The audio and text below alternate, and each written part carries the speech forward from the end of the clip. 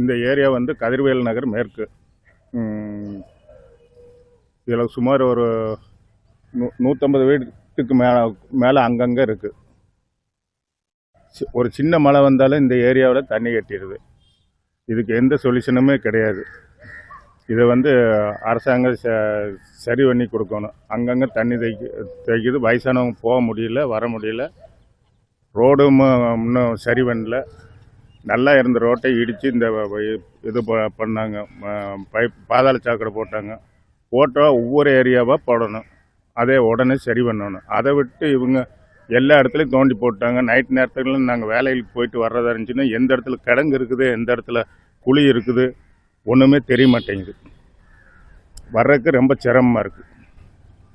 இதுக்கு ஏதாவது ஒரு சொல்யூஷன் பண்ணணும். தண்ணி கட்டி கிடக்கிறதெல்ல அது பிளாட்டா அல்லது சும்மா வெத்திடமாங்கிறதே தெரியல. கடல் மாதிரி கட்டி கிடக்குது. தெரியாதவங்க வந்தால் தண்ணிக்குள்ளே தான் விழணும். அந்த மாதிரி இருக்குது. அதை கொஞ்சம் சரி பண்ணி கொடுக்கணும்னு சொல்கிறோம். கதிர்வேல் நகர்லேருந்து பேசுகிறோம். இது வந்து குறைஞ்சது ஒரு 5000 குடும்பம் இருக்குது. எங்கே பார்த்தாலும் ஒரே தண்ணி கட்டி கிடக்கு. கொசு வேறு தாங்க முடியல. இது வந்து மக்கள் ரொம்ப அவசியப்படுறாங்க. இது வந்து கண்டுகொள்றதுக்கு யாருமே வரலை. அதனால் இது உடனே நடவடிக்கை எடுக்கிறபடி கேட்டுக்கொள்கிறேன்.